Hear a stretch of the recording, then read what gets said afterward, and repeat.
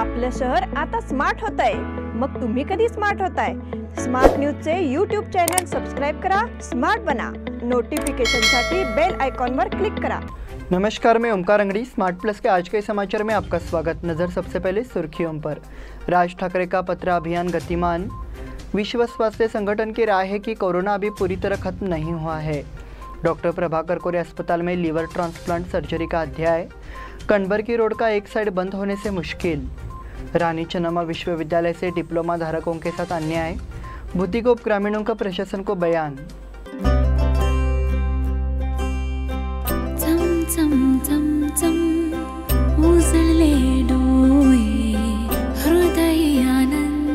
BS Channabasappa and Sons, the textile mall at Tilakwadi, Belagavi.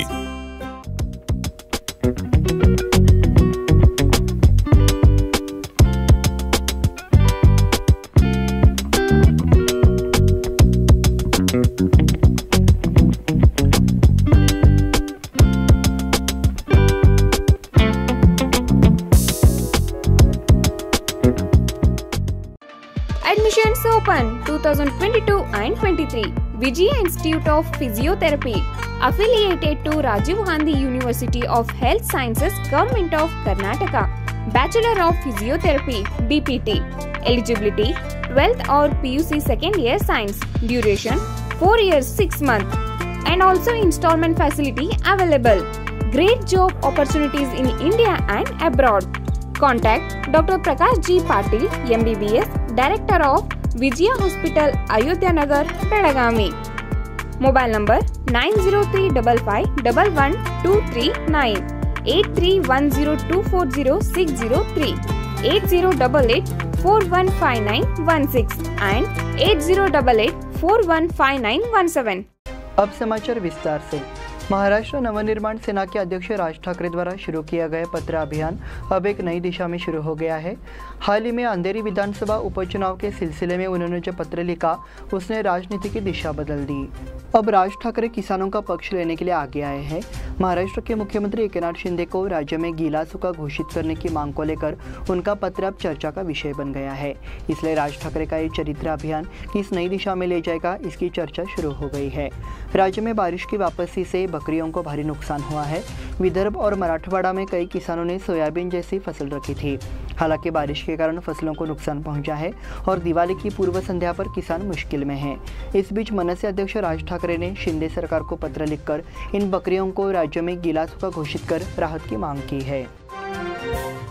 विश्व स्वास्थ्य संगठन की राय है कि कोरोना अभी पूरी तरह खत्म नहीं हुआ है। विश्व स्वास्थ्य संगठन ने स्पष्ट किया है कि कोरोना अभी भी एक वैश्विक स्वास्थ्य आपातकाल है। 3 साल पहले विश्व स्वास्थ्य संगठन ने सबसे पहले कोरोना को इमरजेंसी घोषित किया था। ये जानकारी विश्व स्वास्थ्य संगठन के महानिर्देशक टेड्रोस घेब्रेयेसस के 1 महीने के बाद सामने आई है, जिसमें उन्होंने कहा कि कोरोना का अंत नजर आ रहा है। इस बीच भारत में गुरुवार को कोरोना के 2141 नए मरीज मिले हैं। इसके साथ ही एक्टिव मरीजों की संख्या 25,510 पहुंच गई है। विश्व स्वास्थ्य संगठन ने बुधवार को कहा कि कोरोना अभी भी वैश्विक आपातकाल है। डॉक्टर प्रभाकर कोरे अस्पताल में लीवर ट्रांसप्लांट सर्जरी का अध्याय। केएलएस डॉक्टर प्रभाकर कोरे अस्पताल में पहली लीवर प्रत्यारोपण सर्जरी सफल रही है। पहले 8 सफल हृदय प्रत्यारोपण सर्जरी के बाद अस्पताल ने अब लीवर प्रत्यारोपण सर्जरी का एक नया अध्याय शुरू किया है। तो अब ये पूरे दक्षिण महाराष्ट्र, गोवा और उत्तरी कर्नाटक क्षेत्र में इस तरह की सर्जरी करने वाला एकमात्र अस्पताल बन गया है। इस संबंध में केली संस्थान के कार्यकारी अध्यक्ष डॉक्टर प्रभाकर कोरे और अस्पताल के सर्जन सोनल अस्थाना ने प्रेस कॉन्फ्रेंस कर एक जानकारी दी। अथनी के 30 वर्षीय युवक का ब्रेन डेड हो गया था। उस समय उनका लीवर सक्रिय था। वही केएलएस अस्पताल में इलाज के लिए आए 19 वर्षीय युवक का इलाज चल रहा था। उन्हें विल्सन के लीवर की बीमारी थी।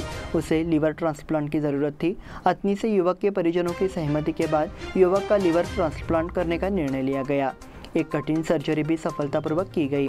इसमें अस्पताल के चिकित्सा निर्देशक डॉक्टर MV जाली के मार्गदर्शन के अनुसार डॉक्टर संतोष हजारे, डॉक्टर सुदर्शन चौगुले, डॉक्टर अरुण माने, डॉक्टर मंजुनाथ और अन्य सदस्यों की एक टीम ने इस सर्जरी को सफल बनाया। कनबर्गी रोड का एक साइड बंद होने से मुश्किल। कनबर्गी रोड पर ऑटोनगर क्षेत्र में सड़क एक तरफ यातायात के लिए बंद है। पिछले 4 महीने से नहर बिछाने का काम चल रहा है, जो अब तक पूरा नहीं हो पाया है। दूसरी ओर सड़क पर गड्ढों की संख्या ज़्यादा होने से वाहन चालक अपनी नाराज़गी जाहिर कर रहे हैं। ऑटोनगर में एक नया जल चैनल बिछाने के लिए कनबर्गी रोड को खोदा गया है। करीब 1 किलोमीटर सड़क खोद दी गई है, जिससे एक तरफ का यातायात बाधित हो गया है। ये काम 4 महीने से चल रहा है। इसकी वजह L&T कंपनी द्वारा काम की धीमी गति है। इस रोड पर काफ़ी ट्रैफिक रहता है। इसके अलावा नवरात्रि और दिवाली के अवसर पर कनबर्गी में सिद्धेश्वर मंदिर के दर्शन करने के लिए भक्तों की संख्या भी बढ़ गई है, लेकिन सड़क के एक तरफ बंद होने से दूसरी तरफ ट्रैफिक जाम हो रहा है।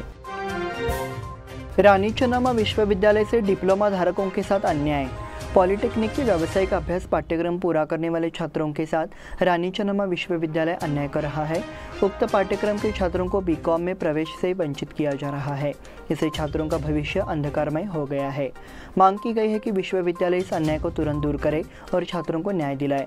इस मांग का बयान कलेक्टर के माध्यम से शिक्षा मंत्री को भेजा गया है।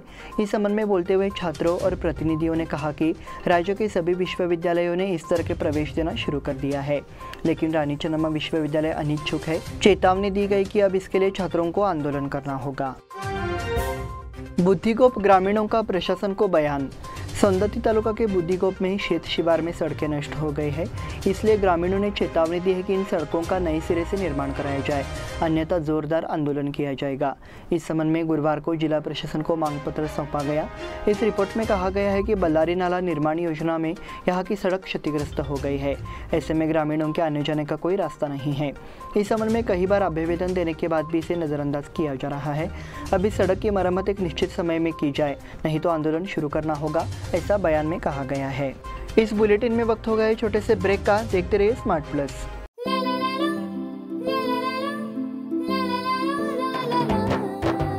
जले दीप अंगना में होगी रोशन दुनिया, पलकों तले छा जाए चांद तारों का साया। रंगोली में खिले रंग खुशियों की भी तरानी, तन मन झिलमिल जाए हर पल होंगी सुहानी।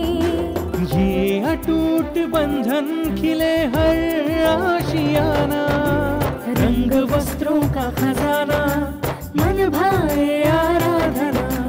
रंग वस्त्रों का खजाना मन भाए आराधना। आराधना मारुति गली बेलगाम। मन भाए आराधना। बेलगाम वासियों के पसंद में उतरा उड़ान बार एंड रेस्टोरेंट। सोशल डिस्टेंसिंग का ख्याल रखते हुए हमारा स्टाफ देता है बेहतरीन सर्विस का विश्वास। यहां है पार्टी और फंक्शन के लिए 3 आलीशान हॉल, कारपोरेट डिनर मीटिंग के लिए 3 अलग कक्ष, IPL मैच देखने के लिए 3 बड़े स्क्रीन की विशेष सुविधा। इसके साथ ही साफ सुथरा किचन, जहां हमारा वेल क्वालिफाइड स्टाफ देता है क्वालिटी और हाइजीनिक फूड की गारंटी। तो फिर खाने की हो बात तो आना परिवार के साथ। उड़ान बार एंड रेस्टोरेंट, लिंगराज कॉलेज के पास, बेलगावी। फोन 0831 2435 777। ब्रेक के बाद फिर से आपका स्वागत। बढ़ते हैं अगले समाचार की ओर। तीसरा रेलवे गेट ब्रिज अपने उद्घाटन के बाद से विवादास्पद रहा है। खराब कामगिरी करके यात्रियों की जान से खिलवाड़ करने पर रेल प्रशासन ने बुधवार को पुल के ठेकेदार पर 20 लाख का जुर्माना लगाया। हालांकि पुल का निरीक्षण करने के बाद रेलवे निर्माण विभाग के मुख्य अभियंता ने पुष्टि की है कि इस रेलवे पुल का निर्माण अच्छी गुणवत्ता का नहीं है। उन्होंने देखा कि डामरीकरण और रोलिंग की उचित व्यवस्था नहीं होने के कारण सड़क पर गड्ढे बन गए थे। उन्होंने इस पुल के ठेकेदार को यात्रियों की जान से खिलवाड़ करने पर 20 लाख का जुर्माना लगाया। साथ ही पुल की तत्काल मरम्मत करने का भी आदेश दिया। निर्माण विभाग के मुख्य अभियंता ने आश्वासन दिया है कि तीसरे रेलवे गेट पर बना पुल मजबूत और संरचनात्मक रूप से मजबूत है। निर्माण श्रमिकों द्वारा कल मोर्चा।